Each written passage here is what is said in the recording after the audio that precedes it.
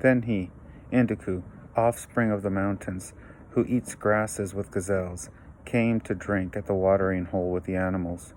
With the wild beasts he slakes his thirst with water. Then Shemek saw him, primitive, a savage fellow from the depths of the wilderness. That is he, Shemek.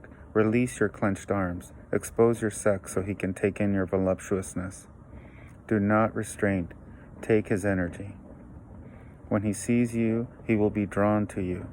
Spread out your robe so he can lie upon you and perform for the primitive the task of womankind. His animals who grew up in the wilderness will become alien to him, and his lust will groan over you.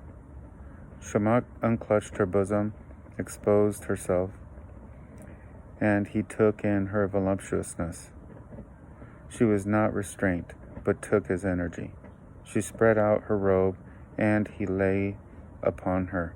She performed for him a primitive, the task of womankind. His lusts grow over him.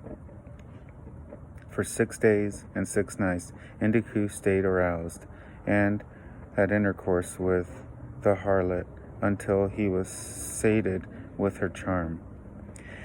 But when he turned his attention to his animals, the gazelles saw Indiku and darted off. The wild animals distanced themselves from his body. Indiku, his utterly depleted body, his knees that wanted to go off with the animals went rigid. Indiku was diminished. His running was not as before.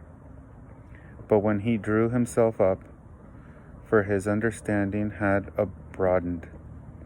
Turning around, he sat down at the harlot's feet, gazing into her face, his ears attentive as the harlot spoke. The harlot said to Indigo,